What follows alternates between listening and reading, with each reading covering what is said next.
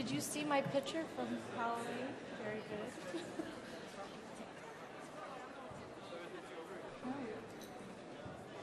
You were happy. You remember that. John was Doc, I think.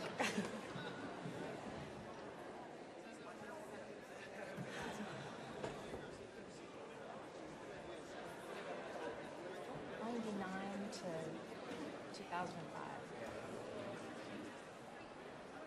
My first job at the city.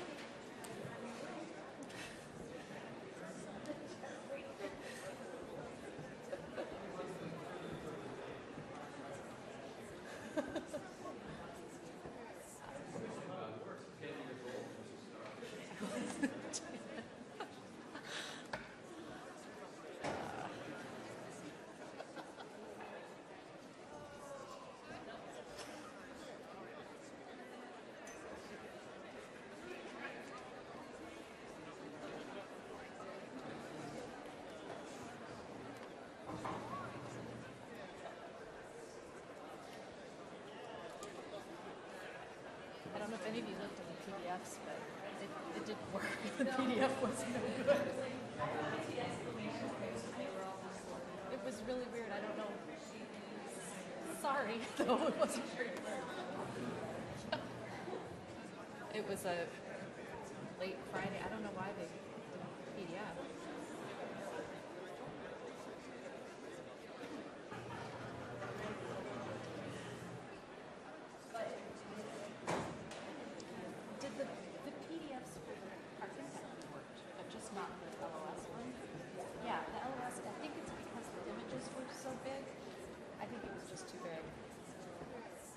Yeah.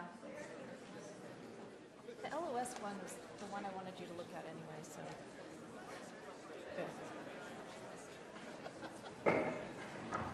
Good. Welcome back. We'll start the next committee, which is Parks and Recreation. That committee is chaired by Councilmember April Barker. Okay, thank you, Council President. I'm joined today with Councilmember Vargas and Murphy. We have two items for committee. The first is an update on proposal to reduce percent value for park impact fees. I'll just introduce this. Leslie Bryson, Parks and Recreation Director. This is something we were asked to look at after we updated the Park Recreation and Open Space Plan as part of the Comprehensive Plan update in 2016. And Nicole has been working with other staff in planning, looking at different options, and she's going to present the various things we looked at today, and then we would bring this back to you next year for consideration. Good afternoon, Council. Nicole Oliver, Parks Development Manager. Like Leslie said, we spent some time interdepartmentally evaluating park impact fees. I did quite a bit of research, and this is our recommendation that I'm going to show you today. So first, I'll talk a little bit about the history and the rules, what we've collected, what we've spent it on, what type of options we considered, the current formula, and the proposed change for the new formula. So park impact fees like school and traffic were authorized in GMA. They have to be spent on system improvements. We can't use them for maintenance or repair. We can use them for some repair, but if it's a really new and improved thing, but it has to, the benefit has to be to the development that's paying for the fee. So there has to be a proportionate share. Communities have to demonstrate what is a reasonable proportionate share. It has to be related to the need that that development creates, and it has to be a related expenditure. We adopted park impact fees after quite a bit of analysis that went through 2005 and into 2006 and really started collecting them in 2007. I did, at Brian Henshaw's, thought it would be a good idea to check out what other communities are charging. This is a little chart. There's been quite a few studies in our region done of park impact fees lately as municipalities are kind of grappling with how to pay for these new services that are required for development. Just want to point out Shoreline. But we're right around where other communities are, and of these cities, And there were a few others. Several are also charging for commercial and industrial types of properties. They're also charging impact fees for parks. We just do it for residential. Here is a chart from the most recent back to the beginning of the program of how much we've collected in revenue. We're expecting 2018 to be a pretty darn big year, and you can see that along with other types of permit revenue, park impact fees goes along with the development climate. So the total we've collected is $14.6 million since the beginning of the program. Some of the things that we have spent the money on: land development. Squalicum Creek Park was developed and paid for by park impact fees. Northridge Park, a chunk of Fairhaven Chuckanut Forest, about $600,000 and some dollars, came from park impact fees from the south neighborhoods. And we've used some park impact fees for our waterfront park development as well. So the current formula is based on the total value of the existing level of service, which is you create by taking a look at all of your facilities and adding up the value of that, and then you divide it by the population. In '07, we've been using the same formula since '07, and it's based on the level of service that we established then, which is $5,562 per person, and then we times it by the number of people in a typical unit. So single family, our census data says 2.47, and multifamily is 1.81. So that's how you get the fee. And then that proportionate share that I mentioned before, the council in '07 established it at 35%. Different communities do different proportional shares, but that's what we came up with. And we also said that 20% of that should be used for neighborhood-related facilities, and 80% could be used citywide.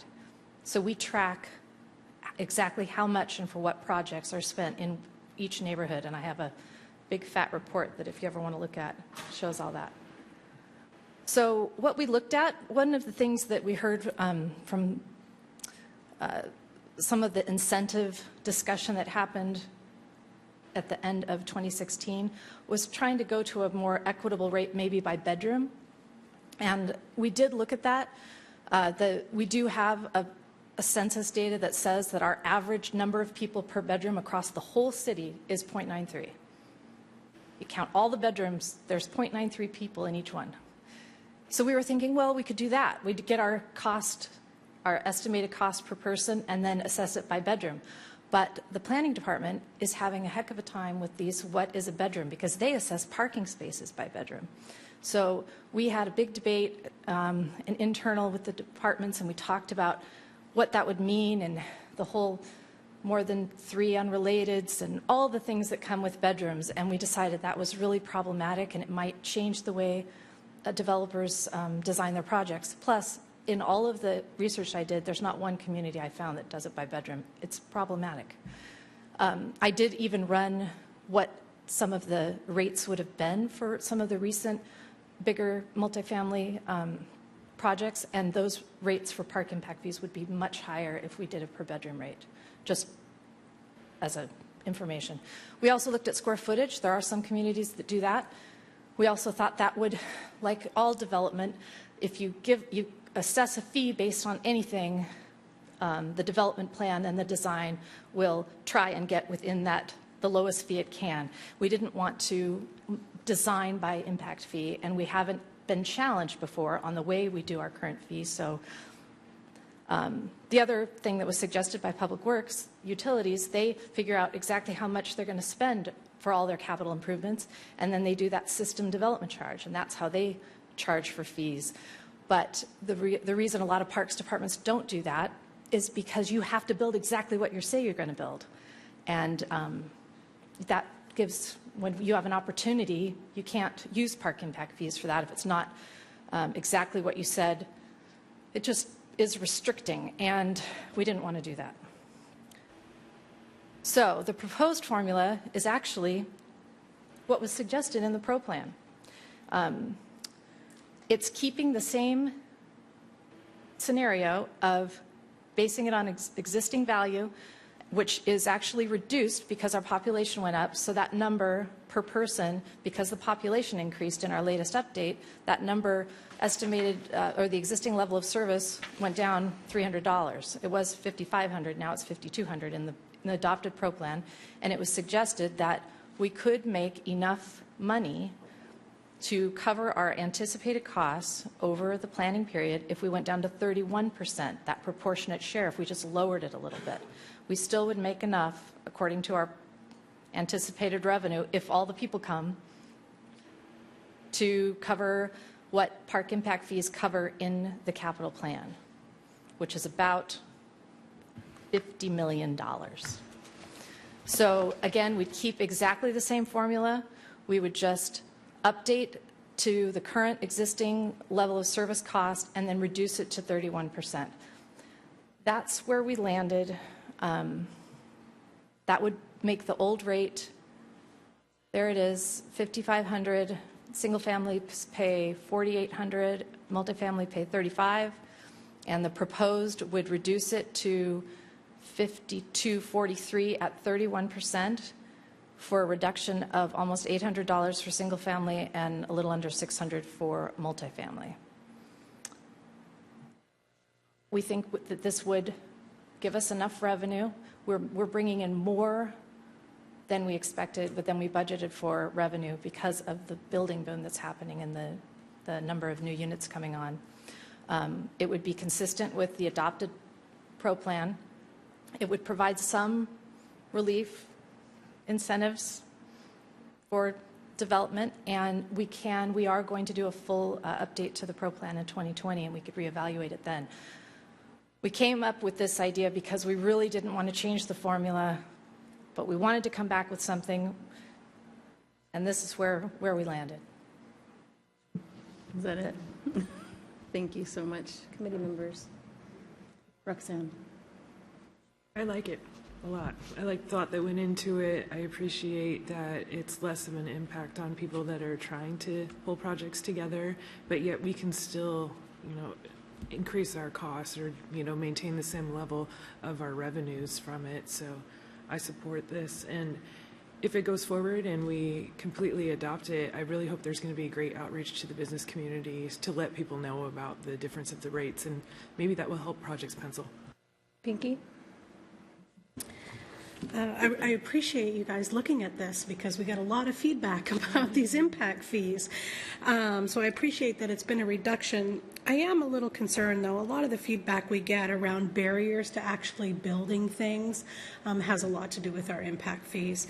One thing I hear as an example a lot is building a 1,000 square foot house with 2 bedrooms versus building a 3,500 square foot house that might only have 2 bedrooms is the same cost.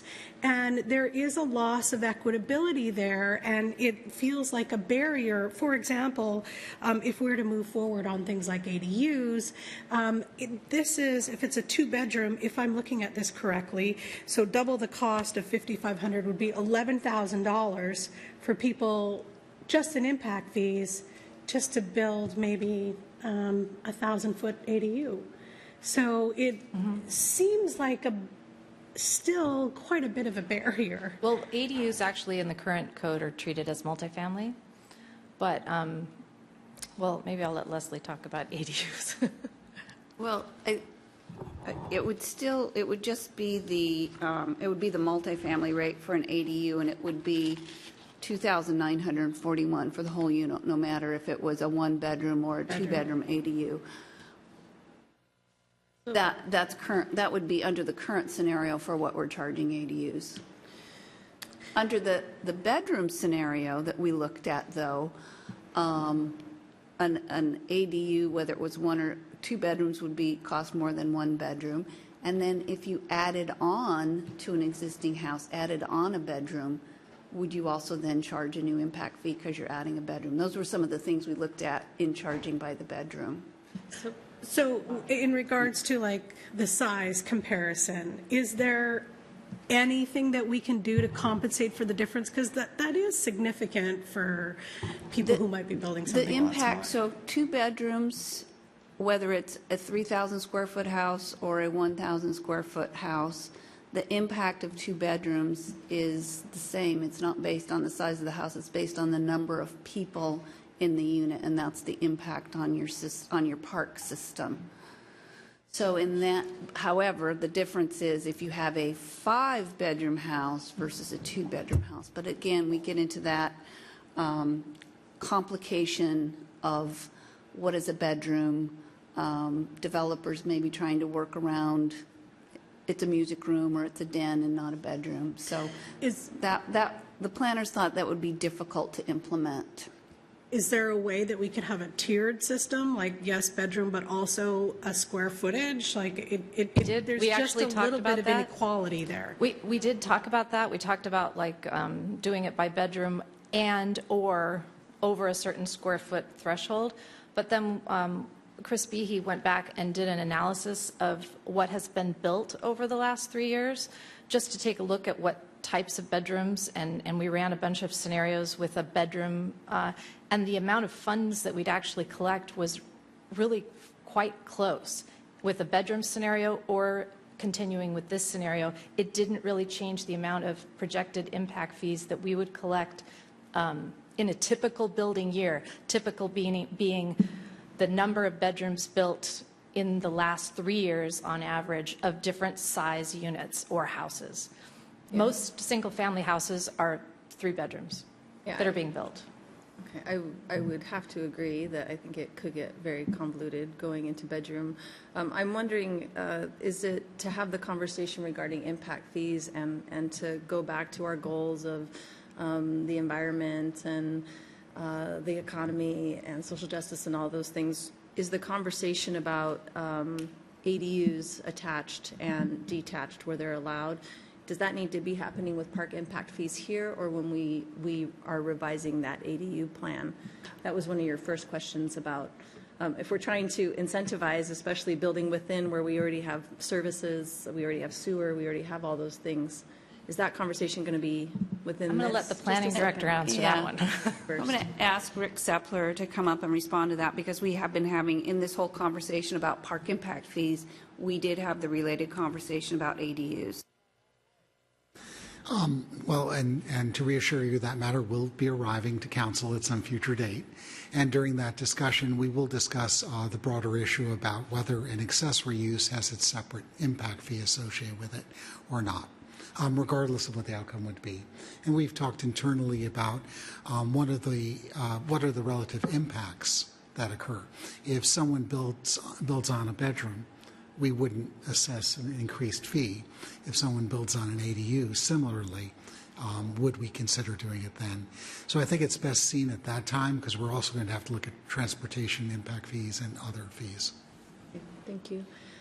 Also, I think in regards to like the size and I guess and it probably is more of an equality issue, people are wondering, but did you look at like our legacies and things that we're really trying to promote, like the infill, like building toward where we have infrastructure and trying to figure out, I think that's that question, if you're going to build, is there ways that we can use something like an impact fee, or whether you're going to build a 3,500 square foot and be motivated to just have 2.1 people living in it versus, you know, a 1,100 square foot home that might help us hit our targets better. And We did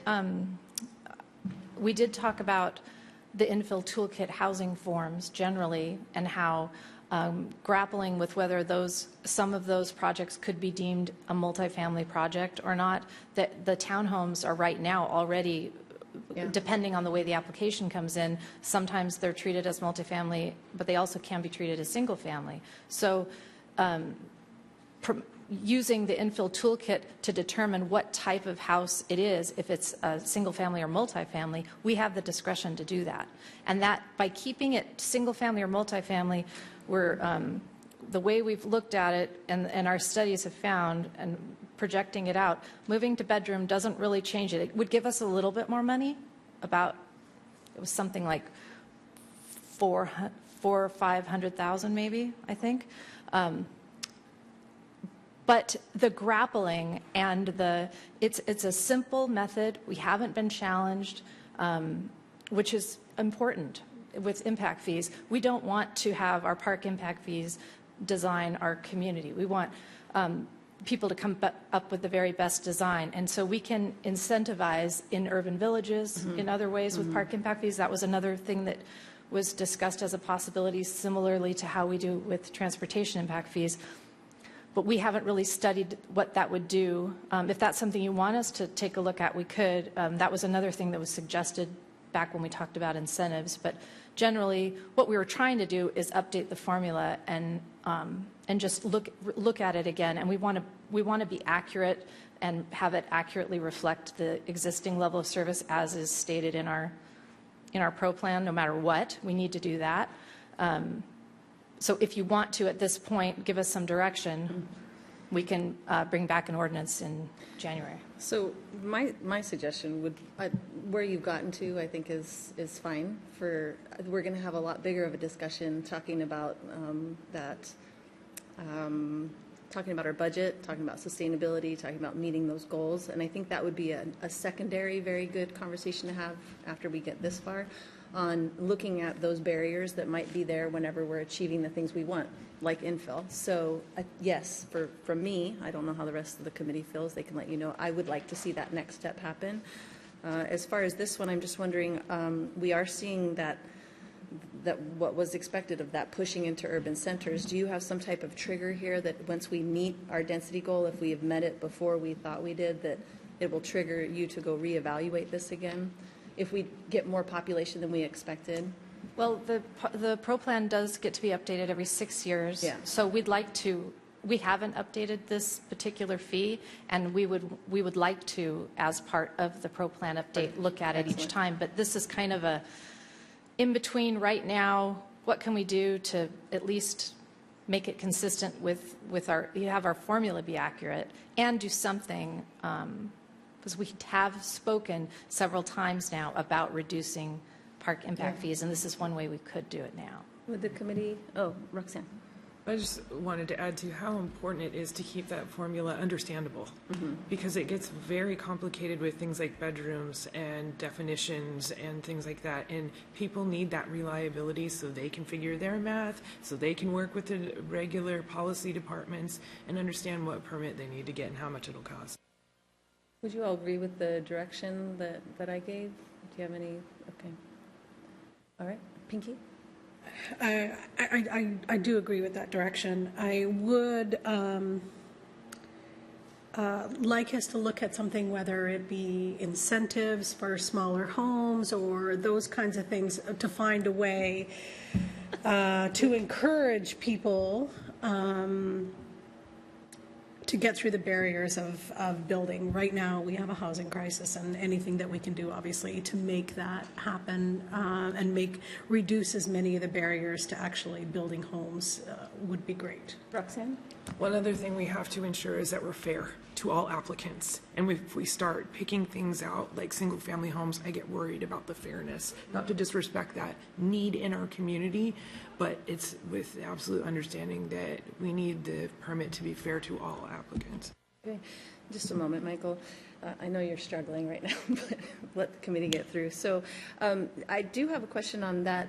We know that the long term of looking at what we need, and you had it as one of your suggestions as, were you going to look at what a fee would look like if we changed it from what's existing level of service to what we're actually going to need?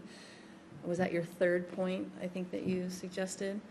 We do both, because we base the fee on our existing cost per person, but then the percentage is based on what do we need to collect in order to implement our capital facilities plan. That comes in Chapter 7 of the PRO plan in the implementation.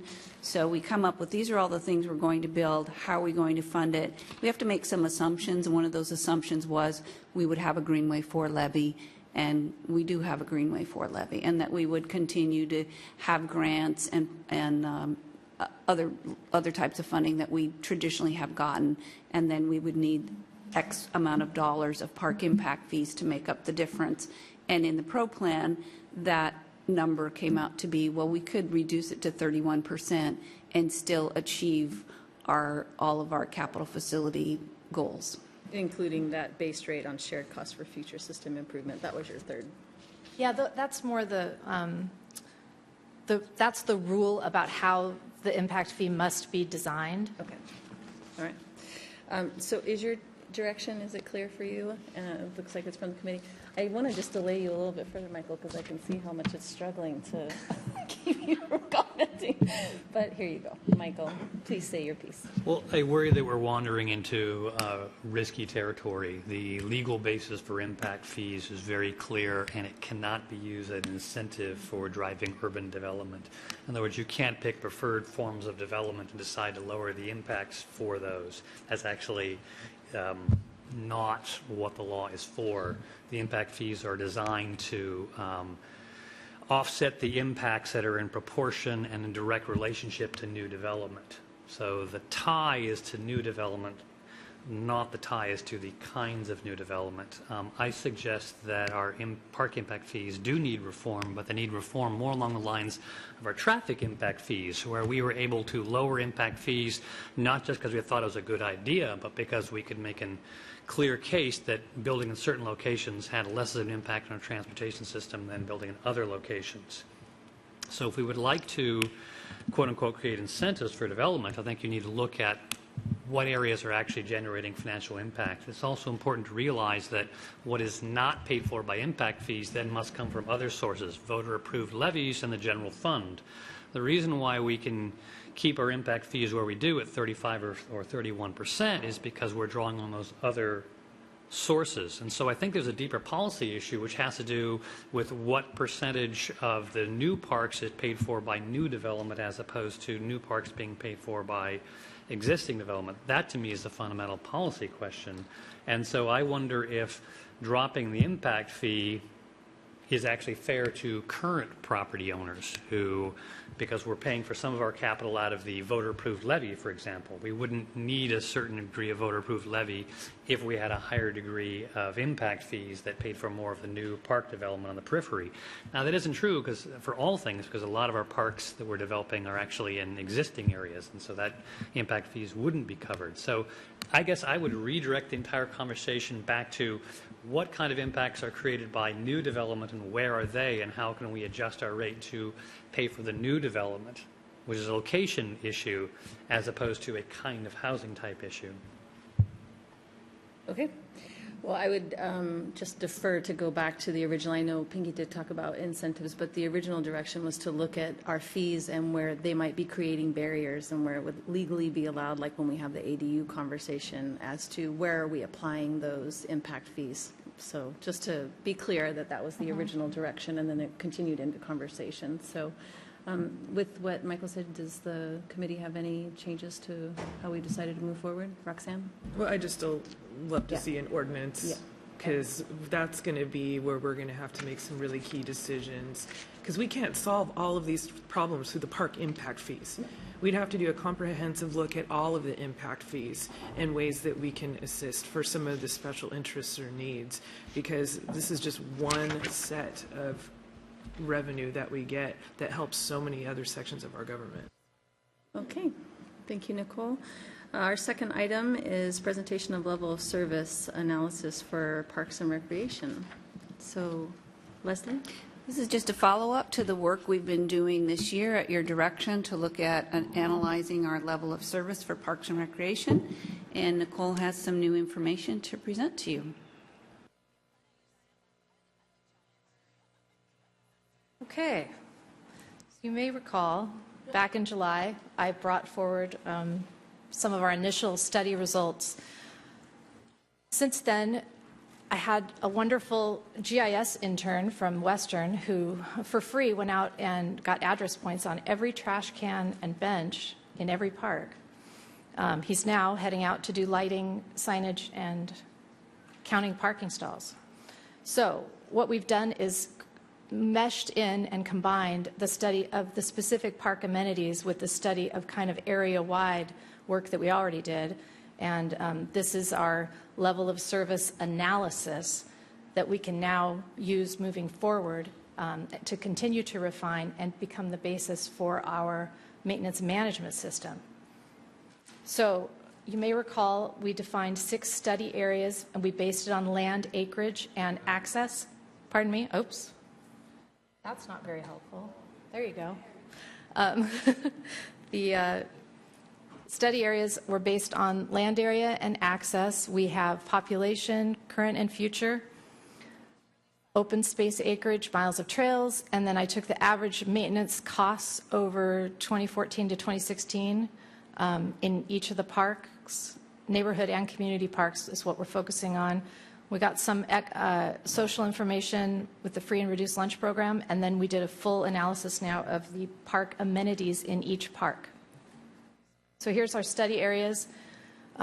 Basically, the north, number 1 is Cordata, Meridian, and King Mountain. Number 2 is kind of the north of the city center, but west of I-5. 3 is Iron Gate, Barkley, Roosevelt, Alabama, and Silver Beach. 4 is the 3 ones with the big community parks, Whatcom Falls, Puget, and Samish. 5 is kind of the central downtown around Western and South Hill, and 6 are the neighborhoods to the south. So keep that in mind as we go through it. Here's where the people live. Estimated population in each area is between about 11, almost 12,000 and up to 17 in each area. And the projected population change, you see here, is most significant in Area 1 and in the north, and in Area 5 right around downtown and western. Here is the percent of free and reduced lunches, 66% in Area 1. The next 3 to the north are around the same, 30 to low 40s, and in the south is lower. The miles of total trails per study area, because we focused on neighborhood parks and community parks, trails are kind of, they go in between and go all around. So we kind of kept trails a little bit separate in the study. But the least amount of trails is in Area 1, and the most are in Area 6 and Area 4. 4 has, don't forget, Whatcom Falls and Lake Padden, which have the most trails, along with Fairhaven Park. Community park acreage, that's the total acreage of community parks. Again, Area 4 with Whatcom Falls Civic Field as a community park, and Lake Padden by far have the most acreage. But Area 2 and Area 6 also have community parks with some good acreage in them. 5 a little less, 3 less, and 1 with none. Open space acreage in the south, again, you see that we have more open space. Open space are those parcels that we've either acquired or purchased, or for whatever reason the city owns. We just have more of it from the center of town southward. Neighborhood parks, these are the smaller parks that are scattered through town. One pattern you're going to see is that with the park amenities is they really are focused right in the older neighborhoods. That's where we have the most neighborhood parks. Areas 2 and 3 have the most acreage. People per park, this is a little different than our level of service, which is parks per people, per 1,000 people, how many acres. This is how many people are per each park acre. And in the left, you see the current number of people per acre, and in the right, you see the projected in 2036 of the number of people per park acre. So again, we have a disparity between the north and the south. Here is a legend of people per park acre without community parks, because the acreage of community parks is so skewing for everything. So we just wanted to run it and see this, and it's there's actually quite a bit less people per acre without community parks as well, and considerably less in the future. Way more people per acre. Okay, so here's money. This is how much we've spent in these areas over the last 15 and 16. And it's an interesting comparison. Community parks is where the most people go, which is why they cost the most to maintain. So it's interesting to see community parks versus just neighborhood parks, because that's the kind of level of service maintenance that we're going to be working on, is coming up with a standard for our neighborhood parks as well as our community parks that we can adopt And those are the kind of levels of service and standards that we can create once we get all this information into a maintenance system. So this, I gave you this map. This is straight out of the Pro Plan. It's all of our community parks, including the Port ones, because we put them all on the map in the Pro Plan, because just because the Port owns them doesn't mean people don't use them just as much. Neighborhood parks. And then you can kind of see right in the middle, that's where most of the established parks are located. And then if you want to look at that map, it can help you when we go into the next section. So here is all of the amenities now that have been loaded into this GIS framework so we could extrapolate.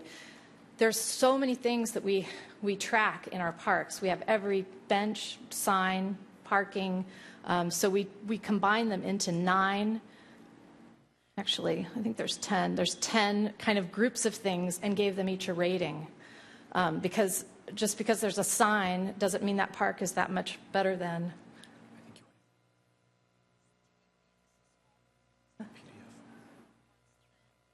PowerPoint. It's a font issue. So the rating that we did, we decided that for signage, if it's there, it's marked. If it's not there, it doesn't get a mark. It doesn't get a point. For a playground, you get 4 points, or any sort of recreation. You get a dog off leash area, also got 4 points. Restrooms got 3 points. Picnic shelters got 3 points. We just kind of joined and made a composite score to try and get an idea of the quality and quantity of the amenities in each park so we could compare them. And the top scoring parks of neighborhood parks are Elizabeth, Birchwood, Broadway, and Roosevelt.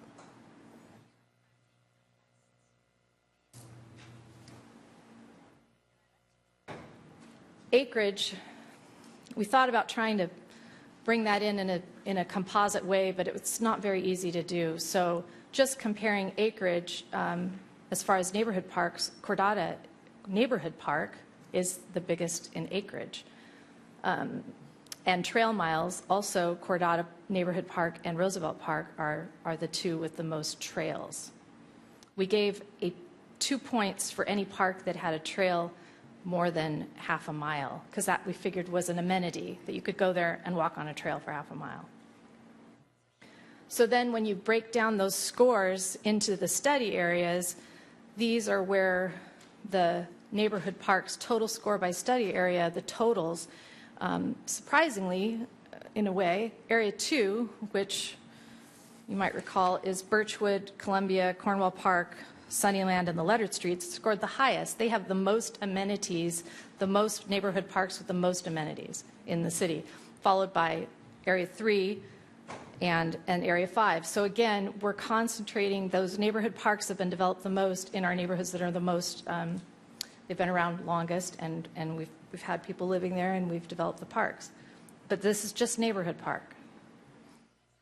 So then we did the same thing with community parks, scored them, rated them, and the red dots mark the undeveloped community parks. Up in the north, we have 2, Cordata, which is in design right now, it's coming along, and Van Wyck, which will be quite a bit in the future, and then Waypoint, which is underway right now on the waterfront.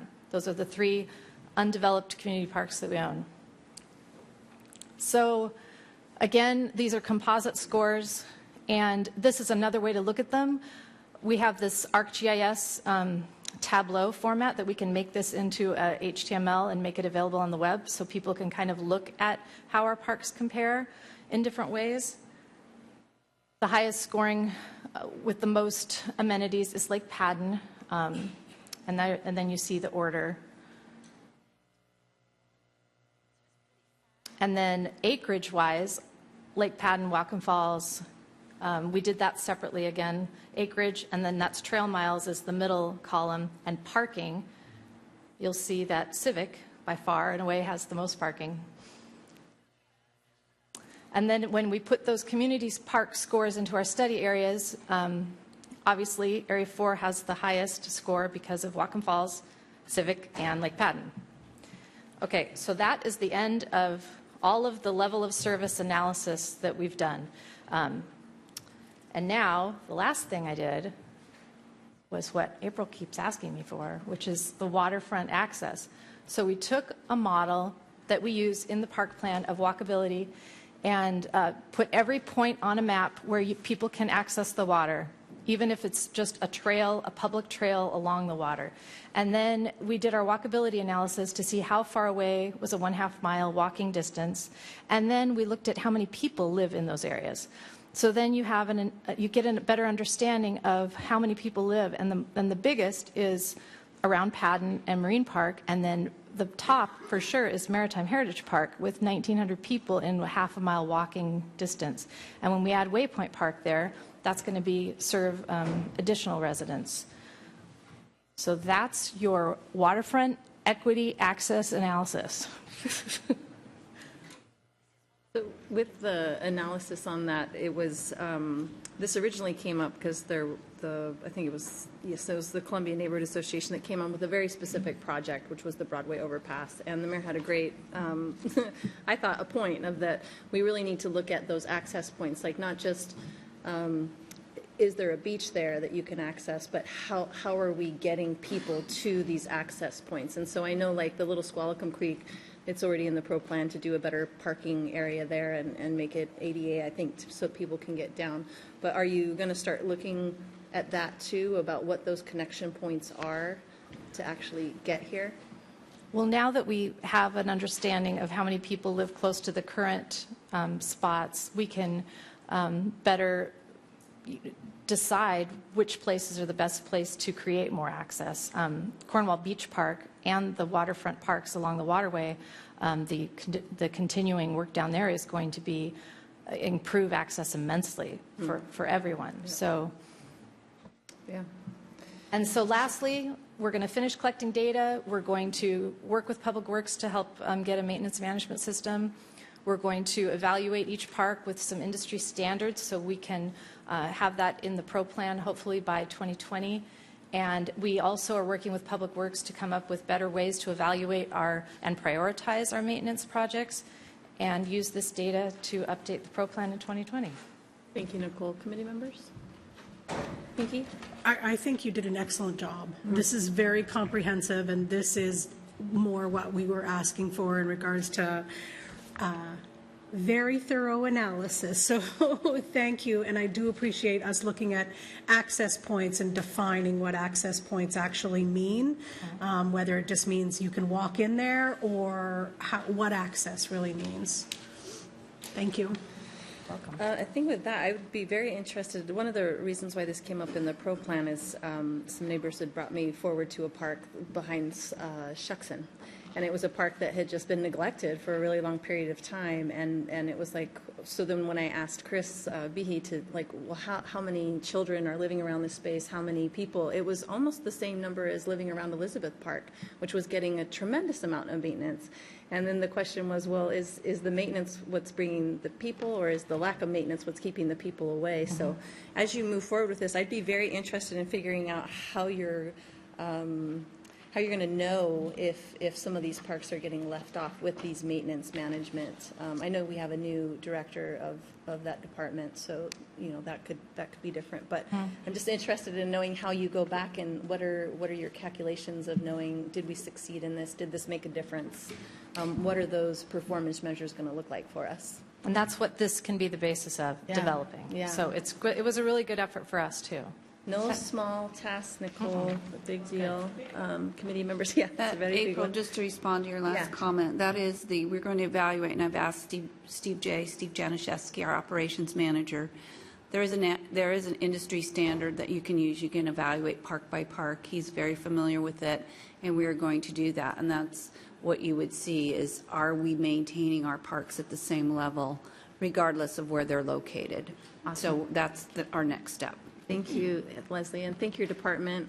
This was a huge task, and of course the intern as well. Michael? Yeah, I guess I want to look at Area 2 because my understanding is that west part of Area 2 is quite different than the east and central parts of Area 2. That some of our lowest income and highest density development is in Area 2, but Area 2 is big enough that on total it looks like it's one of our favored areas, especially in terms of neighborhood parks. And I guess that's sort of a problem for me. If our level of analysis is so gross over such large areas, and they're not that large, but they're large enough that I think we're missing a need in Area 2, because you're lumping together some established neighborhoods with great amenities with an area which is not so established and doesn't have so great amenities. At least I think that's true on the ground, but I don't see it in the numbers. I think I remember an earlier analysis which showed areas of underservice which are in the northwest corner of Area 2. Under this analysis, I would never know that. Do you remember what I'm talking about? I didn't change anything as far as those area studies. Those are identical to what I showed you before. So what we definitely have is a barren wasteland of no parks along Bakerview corridor. So that's where there's a ton of people coming, and we need to get some parks in there. With the Alderwood area, we have property we've purchased, and we're working with the school district, and we hope to get a neighborhood park through at some point when they redo the elementary school, which is in their next bond. So we have property there that can be developed once we annex. It's just in the county right now. Was the Alderwood property, undeveloped property, included in this analysis or not included? Nothing in the county was included. But there is, what was included was there is a undeveloped neighborhood park in the Birchwood area in the northwest part. It's the McLeod Maplewood property. It does have a trail, so it does show up on here. It doesn't, that's the only amenity it has right now because it's undeveloped. So that was included. So if you look at the neighborhood park by total score and you just carve out the Birchwood neighborhood, it's got Birchwood Neighborhood Park, which scored very high. It's got Shuckson, which is small and doesn't have a lot of amenities, and then it has the undeveloped park. The Alderwood Elementary School is an opportunity that is in the county that we might, we're hoping to work with the school district on, especially if that Alderwood area were to annex. But there are 3 parks in that Birchwood neighborhood and adjacent to another community park. So I think when you look at the data and the total scores, Birchwood doesn't score that poorly that one might think. Yeah. And I have to say, being somebody who lives over in that northwest area there, it's where I've gone back and forth with some neighborhood residents on do we really have enough park area? Because once you do get to our trail system, you are connected to the bay and to community parks, big parks, pump track now. It sounds like it might even be. And so I've always felt the more I've utilized it and been with my family, now it's getting to it. But it seems like we're highly served, but served in a different way than like the Columbia neighborhood where you get 7 parks within a mile, but they're very different. They're much smaller. They might have a bench instead of a large space. They have to go a really far distance to get to the bay. So I think with this, it's going to be that macro, micro, and we're just going to have to balance that with also community experience and what we're hearing back from the community. And I think just like what Greenways has told us, Parks Board has told us, and the communities has told us that we need to really be prioritizing those really big negations, and then always be looking for spots where we might be able to have an opportunity. So, Terry, did you have something before we close just on committee? on that same line of thing, you can do that kind of with a number of these areas. You look at Area 5 and York and Seaholm, yes, there's the Arboretum, but which isn't really, a usable kind of park for families kind of stuff. And there's 2 little ones, and that's it. But if you lump the whole 5, you've got Boulevard Park, and you've got some of the city center stuff, the park here. But it doesn't give any access. So you can do that on most things of breaking it out. So I think, you've got to take some unit of measurement, and I think this kind of rounds everything out pretty well.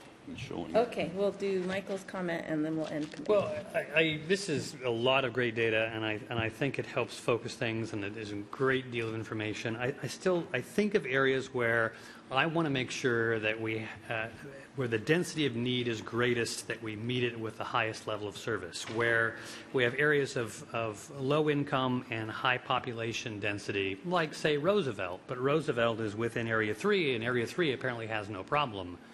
I'm not so sure that we are serving the communities most in need if we lump them together with areas that are well served. So I still think we're missing something with kind of the spatial resolution and grouping into just 6 areas.